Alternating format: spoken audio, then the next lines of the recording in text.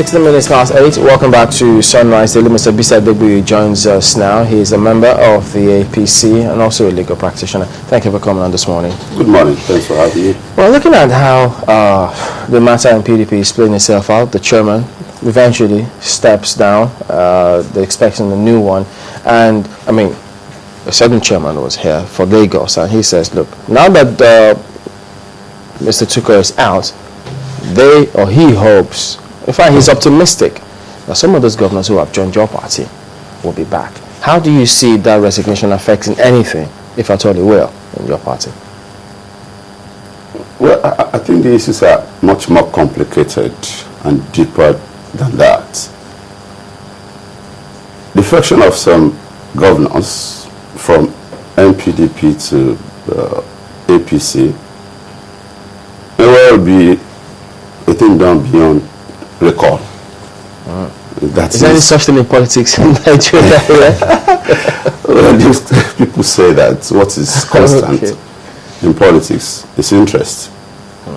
It remains to be seen how it will play out because certainly one of the conditions precedent that the warring parties within PDP insisted upon was resignation of the outgone national chairman of PDP, Bamanga Tukur.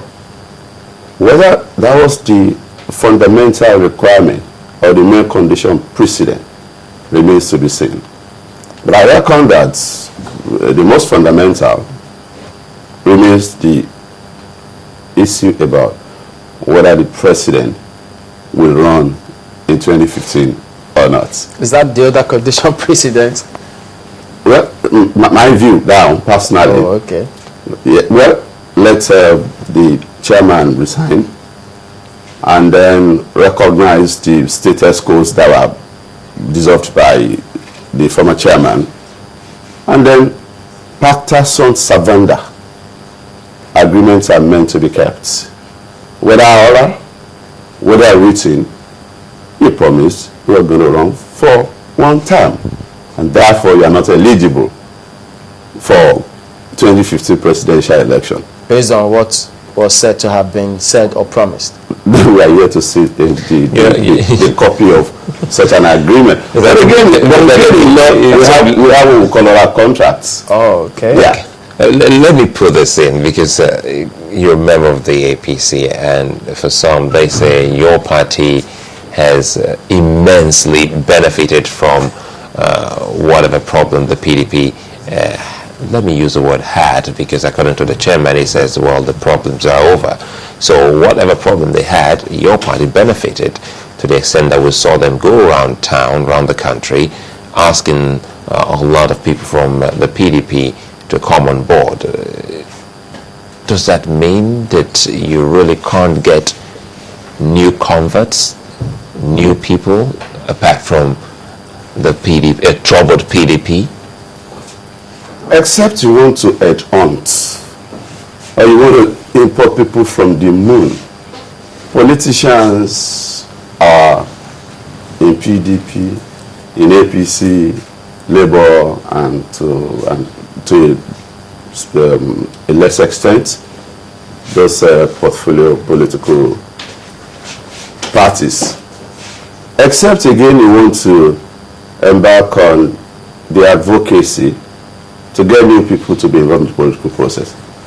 And of course, you can't get somebody new and then he becomes a gubernatorial candidate or the presidential candidate of your party. So what that means, in my view, is that you will still be fishing in the same pool. In troubled waters. I don't know about troubled water. Amongst politicians. The same pool. The same pool. Now, talking seriously, we're in a crisis situation. And that's why some of us have said that it is part of one's deep conviction about ideology. When a nation is in crisis, ideology may take a backstage in the interim, and then you rescue the ship of state. Sorry, is our nation in crisis? Oh yes. Is Nigeria not in crisis? When you have country that is emerged in vicious contest for power between the northern part and the southern part, between maybe not very loud Christian and Muslim. They may not tell you, but that is the truth. America almost, went to war because of disagreements on issues of governance between the North and South. We have seen Sudan. We have seen some other jurisdictions where the vicious contest for power between North and South has inevitably led to disintegration of the country. And that's why you see my party moving from one elder statesman to the other. That we have a crisis on our hands. What is the basis or the underlying or the underpinning factor for the crisis in PDP? It is our turn to chop. Let me put it like that. Okay. The North and the South.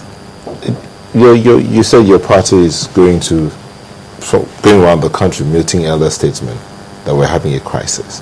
But there are those who believe that you're buying trouble into your party, especially seeing that you seem not to have a structure yet. No, that's totally incorrect. I said it here the other time, and I think it bears repetition, that the prophecy of my hero, the late sage, that man of uncommon ability, Chief Obafemi Awolowo, is coming to pass. The dialectical process, the equilibrium that will emanate from the dialectic process of the forces of thesis and antithesis producing a synthesis that is, you will have progressives who, for reasons best known to them, who for circumstances beyond their control, have found themselves in the conservative camp, moving from the ultra-conservative camp to the progressive camp. And I'll give you an example. The sui generis governor of Ogun State, and I'm not patronizing anybody, the jury is out. The facts are clear. Res ipsa loquitur. Facts speak for themselves. The guy that has turned Ogun State into one youth construction industry used to be in the conservative camp. And he left PDP. Is in APC. He has added value to APC now. And we have seen instances where some of our progressive guys, we have seen them move from our camp into the other camp, and they have added to the bad name of the other camp. What that means in essence is that, they don't say that once somebody leaves PDP for APC, he becomes an automatic progressive politician. We're saying that not all the people in PDP are bad. Okay. And not everybody... We'll come to that in a minute. I know where you're going. But let me just bring you on this before we lose track of it. You said that, albeit with your strong conviction on ideology, that when you need to rescue something, you relegate ideology to the background. We didn't tell him, temporarily. Now, one, that's a dangerous precedent, if you agree. And secondly, if you do that, on what basis are you going to be rescuing anything? Because if you're able to do it once, they'll ask you to do it again at some point. Again, let me disambiguate. That one is not in any way jettisoning a strong ideological conviction in politics. But circumstances prevailing in a particular country may well determine the ideological configuration of the political parties. Again, liberal Democrats are in coalition with the conservatives. But they didn't jettison ideology. They have. Why are they implementing programs that are been known for years to be pro-conservative? What have they done? But you still know that at some points they still, at the background, say, no, look, that argument is still there. That's a make-believe.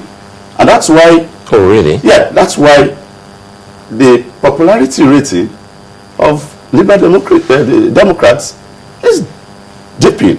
Because people are saying that, come on, if you're joining the Conservative Party to implement or execute programs, for instance, on immigration, they'll tell you, no.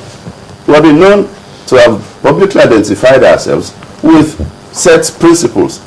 Once you deviate, we're no more with you.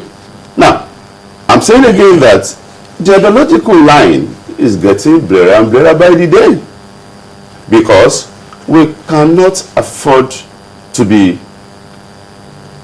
allergic to what the other side is demanding. President Clinton advised the Republicans, look, if you want to come back to power, then you need to modify your ideological posturing. Issues that are very dear to the Democrats, Medicare, Medicaid, social issues, are also very dear to the greater percentage or the greatest percentage of the voting public. So if you continue to oppose those issues, you'll be losing. And therefore, you'll see Republicans re-strategizing and coming back to the middle of, not in one fell swoop, but it's a gradual movement, so that they won't stay out of power for God knows when. So that's the point I'm making here.